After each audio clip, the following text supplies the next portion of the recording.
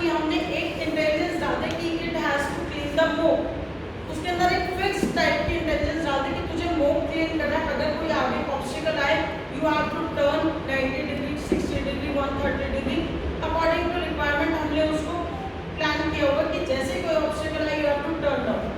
Okay, so यहाँ पर क्या है, जब हमारे ऐसे these system are design to think, learn, adopt like humans. ये क्या करते हैं, वो थिंक करते हैं, सोचते हैं ह्यूमन की तरह, लर्न करते हैं और उसको अडॉप्ट करते हैं। ठीक है, एआई जो है हम लोग उसको कई तरीके से कैटेगराइज कर सकते हैं, विच फोकसेस ऑन स्पेसिफिक टास्क, जो अलग अलग टास्क पर हमारी रिप्रेजेंट करती है। ठीक है, बहुत सारे अलग अलग। अब हम लोगों ने कहा नैरो एआई, नैरो एआई क्या हो गया, हमारा जो एग्जाम्पल हो गया move the flow. Narrow AI क्या है, एग्जाम्पल हो गया हमारा मूविंग द फ्लो, जहाँ पर सिंपल कुछ नहीं करना, उसे एक fix type of task perform करना है, कुछ उसके अंदर इंस्ट्रक्शंस डाल दी कि ऑब्स्टेकल आए तो इधर मुड़ना है, इधर मुड़ना है, पहले आपको ग्रूम करना है, उसके बाद उसको मोप करना है गीले पानी से। ठीक है, उसके अंदर फिक्स है। लेकिन आप लोग देखते हो आज के टाइम में, if you are going for any shopping sites, shopping website पर जाते हो, यूट्यूब ओपन करते हो, तो क्या होता है, अगर आपने कोई सपोज आज आपने सर्च किया robotics, what is robotics, YouTube पे सर्च किया, you have watched 1 or 2 videos related to that. Next day if you are going to open your YouTube, जैसे ही आप ओपन करोगे क्या होगा, रोबोटिक्स की वीडियोस आ जाती है, रोबोटिक्स रिलेटेड वीडियो ऑटोमेटिकली आपके होम पेज पर दिखाई देने लग जाती है। Similarly if you are going for the shopping websites, अगर आज आपने कोई शर्ट परचेज की, आपने किसी स्पेसिफिक ब्रांड की परचेज की, किसी स्पेसिफिक कलर की आपने सर्च की, नेक्स्ट डे जब आप उस वेबसाइट को ओपन करोगे क्या होगा, ऑटोमेटिकली वो आपको सजेशंस देने लग जाएगा। इवन आप इंस्टाग्राम ओपन करोगे या फिर आप यूट्यूब ओपन करोगे तो एड्स भी आपको उसी पर्टिकुलर वेबसाइट, उसी कलर की शर्ट, उसी ब्रांड की शर्ट के लिए आने लगेगी। Have you noticed that? कि सिमिलर काइंड ऑफ जो आपने विजिट किया था वही उसने सर्च किया। How is it possible? That is just because of your AI. उसने उसको लर्न किया कि आपकी पसंद क्या है, आपकी प्रायोरिटीज क्या है, आप क्या चाहते हो। उसने उसको देखा, जो आपने सर्च किया, उसने उसको लर्न किया और उसको अडॉप्ट करके आपको उसी रिलेटेड एडवर्टाइज आपको करना शुरू कर दिया। ठीक है, that is just because of AI. तो AI is transforming various sectors including AI कहाँ हम लोग यूज कर रहे हैं, we are using that in your health care, finance, transportation, हर जगह हम इसको यूज कर रहे हैं। हेल्थ केयर में कहाँ यूज कर रहे हैं? Can anybody tell me health care में हम कहाँ यूज कर रहे हैं? आज के टाइम पे ऐसे ऐसे रोबोट्स हैं जो आपकी प्रॉपर हार्ट सर्जरी, आपकी ब्रेन सर्जरी पूरी रोबोट्स कर रही है without the using any kind of human being. मतलब कोई ह्यूमन बीइंग प्रेजेंट नहीं होगा वहाँ पर और आपकी पूरी सर्जरी हो जाएगी। ऐसे ऐसे रोबोट्स हैं और इवन आपके इंडिया में कई जो बड़े बड़े इंस्टीट्यूशन है, बड़े बड़े हॉस्पिटल्स हैं, दे आर यूजिंग दैट। ठीक है, हार्ट सर्जरी और ब्रेन सर्जरी सबसे टिपिकल कॉम्प्लेक्स सर्जरी होती है आपकी ह्यूमन लाइफ के लिए, तो वो भी सर्जरी हम रोबोटिक्स की हेल्प से कर रहे हैं। क्यों कर रहे हैं? क्योंकि देखो वी आर ह्यूमन बीइंग, मैंने एक अगर मैं सर्जरी कर रही हूँ, suppose I am not a doctor but मैं सर्जरी कर रही हूँ, पेन की नेक होती है, उनके हाथ में चाकू नाइफ होता है जो आपको कट कर रहा है। यू नो वेरी वेल कि आपकी स्किन के अंदर, आपकी स्किन के नीचे बहुत सारी लेयरिंग है, बहुत सारी लेयरिंग है। अगर आप उसको कट करते हो, अगर मेरा ह्यूमन बीइंग है, मैंने एक साइड देखते देखते 1 सेकंड के लिए इधर देख लिया, थोड़ी सी नाइफ ज़्यादा चली गई, गया पर्सन तो गया ना। बट आपको पता है रोबोट्स हैं जो मशीन्स है वो बिल्कुल एग्जैक्ट काम करती है, बिल्कुल एग्जैक्ट। अगर 1 नैनो सेकंड पे उसे रोकना है तो 1 नैनो सेकंड, 1 मिलीमीटर के भी 10वें हिस्से पर अगर उसको अपने नाइफ को रोकना है तो वही रोकेगी। ओके, तो मतलब हमने उसको ह्यूमन से भी ज़्यादा कैपेसिटीज दी है, ह्यूमन से ज़्यादा कैपेबिलिटीज हम दे रहे हैं। सेम वे आपकी है डायग्नोसिस। और डायग्नोसिस आपको पता है नाउ और डेज एक हम लोग कोई भी छोटी सी बीमारी होती है, we go to a MBBS doctor, वो क्या करता है, एक्सपेरिमेंट्स करता है, क्योंकि सेम काइंड ऑफ सिस्टम आपकी सिम्टम्स कई बीमारियों में होती है, तो वो क्या करता है, जजमेंट सा लगाता है कि हाँ ये होगा ये होगा ये होगा। लेकिन अगर हम वही सिमुलेटेड हमारे जो एआई के डॉक्टर के पास जाएंगे, वो आपसे बिल्कुल ब्रीफ आपसे हिस्ट्री पूछेगा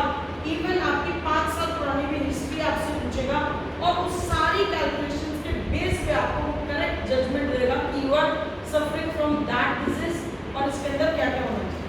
ओके, तो एआई जो है वो हमारी बहुत ज़्यादा ट्रांसफॉर्म कर रहा है, बिल्कुल सेट जो हमारे बहुत सारे एरियाज हैं उनको बिल्कुल ट्रांसफॉर्म कर रहे हैं। मतलब जहाँ हम एक्सपेरिमेंट्स डॉक्टर के हाथों के एक्सपेरिमेंट्स में बन जाते थे वहाँ हम बिल्कुल एग्जैक्ट डायग्नोसिस कर रहे हैं। ठीक है, तो पूरा हमारा जो है वो डायग्नोस हो रहा है। इसके बाद है बेनिफिट्स ऑफ एआई। बेनिफिट्स क्या है, एआई क्या है, एक तो स्पीड इंक्रीज हो गई। जो हमारे सर्जरीज है 4-4 घंटे 5-5 घंटे चलते थे, अब ह्यूमन है 5 घंटे अगर वो सर्जरी कर रहा है, obviously he can be feel hungry, तो उसको बीच में वॉशरूम्स के लिए भी जाना पड़ सकता है। बहुत सारी चीज़ें होती है, वी आर ह्यूमन ना, वी आर ह्यूमन लाइफ में हमें बहुत सारे हो सकते हैं काम, बट रोबोट्स हमारे जो है मशीन्स थकती नहीं है, वो कंटिन्यू वो सर्जरी कर सकती है, इवन वो स्पीडली कर सकती है। जो काम a human is working for 4-5 hours, वो सर्जरी को मैक्सिमम टू मैक्सिमम 1 और 2 आवर्स में कंप्लीट कर रही है। ओके, तो हमारी स्पीड इंक्रीज हो रही है, एफिशिएंसी बढ़ रही है और एक्यूरेसी बढ़ रही है। अब जहाँ एक ह्यूमन एक ही ऑपरेशन करके पूरे दिन में थक जाएगा या 2 ऑपरेशन करके वो डॉक्टर थक जाएगा और इमरजेंसी है कि उसके हॉस्पिटल में 5 पेशेंट्स आ गए, तो क्या होगा? ऐसा तो होगा कि वो उनको मर जाने दें, लेकिन हमारी एफिशिएंसी तो डिक्रीज हो जाती है अगर हम कंटिन्यूसली वर्क करते हैं। ठीक है, तो हमारी जो है इन रोबोट्स और मशीन्स की वजह से क्या हो रहा है, एफिशिएंसी बढ़ रही है। हम लोग काफ़ी inform decision, as I had already given the example, कि हमने बहुत सटीक, हम बहुत एक्यूरेट जो है वो डायग्नोसिस कर पा रहे हैं, एग्जाम डिसीजन हो पा रहे हैं, predicting future trends. Future trends मैंने आपको बताया कि जो आपने आज खरीदा वो उसके अकॉर्डिंगली प्रिडिक्ट करा, उससे रिलेटेड आपको एड्स दे रहे हैं तो आपके फ्यूचर के, इसी के अकॉर्डिंगली बड़ा एआई लगा हुआ सर्वर पे, वो ये जज करेगा कि किस तरह के लोग परचेज कर रहे हैं, सबका डाटा उसके पास है, किस तरह की परचेजिंग ज़्यादा हो रही है, किस तरह का परचेज फ्यूचर में ज़्यादा हो सकता है, तो वो फ्यूचर के ट्रेंड्स को भी जज कर रहे हैं। ठीक है, बहुत ज़्यादा प्रोडक्टिविटी जो है वो इनहैंस हो रही है। अब इसके अंदर चैलेंजेस क्या है? अब ये तो हमने सुन लिया कि एआई क्या क्या कर सकता है, क्या क्या नहीं कर सकता, चैलेंजेस भी तो होंगे। मैनमेड मशीन है, हमें भी समझने के लिए चैलेंजेस है। अब मैंने आज ब्लू शर्ट खरीदी, मुझे जरूरी थोड़ी कल में ब्लू ही खरीदनी है, मुझे कल रेड खरीदनी है, बट वो मुझे ब्लू की ऐड दिए जा रहा है ना। चैलेंजेस मतलब ठीक है, वो हमारी पसंद से रिलेटेड हमें एडवर्टाइजमेंट दे रहा है, but still they are lacking between, कि क्योंकि ह्यूमन है वो कभी भी अपनी पसंद चेंज कर सकता है, कभी भी अपनी प्रेफरेंस चेंज कर। आज मेरा बजट है 1000 रुपये की चीज़ खरीदने का, कल मेरा बजट 5000 का, लेकिन वो तो मुझे 1000 वाली दिखा रहा है बार बार, होता है ना, वो तो हमारे प्रीवियस ट्रेंड पे दिखाएगा। फ्यूचर का कैसे, कुछ भी हमारी प्रायोरिटीज बदल सकती है।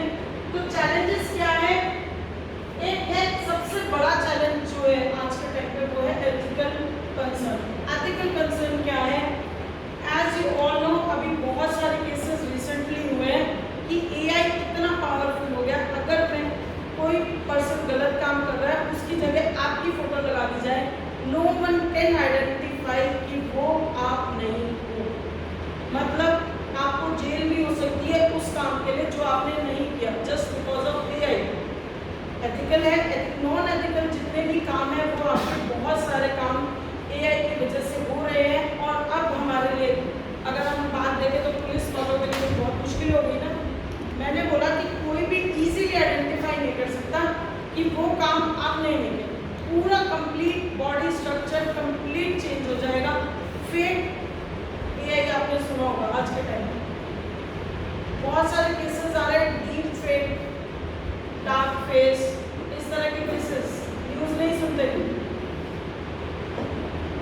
अभी एक पॉपुलर जो हीरोइन है उसके साथ भी हुआ था, उसकी जगह मतलब किसी और की जगह उसका कंप्लीट फेस कंप्लीट सब कुछ लगा दिया गया था, तो उसे इतना ज़्यादा वो वायरल हो गया था कि उसके ऊपर ही ब्लेम लगने लगे कि वही है। मतलब काफ़ी टाइम बाद, आई थिंक अप्रोक्सीमेटली 20-25 डेज के बाद ये कंफर्म हो पाया था कि that girl is not that heroine, वो एक्ट्रेस वो नहीं थी। मतलब सोचो 20 डेज तक वो वीडियोस जो है वो वायरल होती रही और उसके ऊपर एलिगेशंस लगते थे।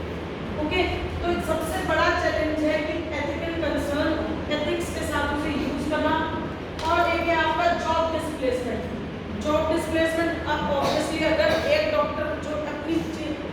अपने एरिया में एक्सपर्टाइज है, अगर उसकी जगह रोबोटिक्स ने ले ली, हर हॉस्पिटल में मशीन अवेलेबल हो गई, उसकी वैल्यू क्या रह जाएगी?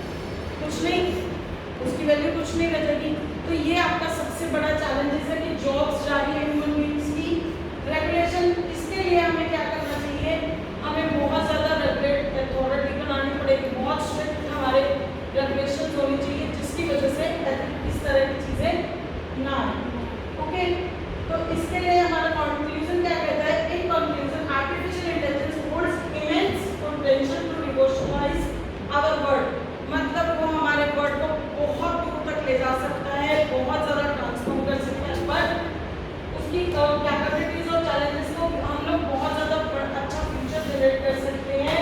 लेकिन सबसे बड़ी बात है कि हमें उसके एथिक्स के लिए कंसर्न रखना पड़ेगा, उसके लिए रेगुलेशंस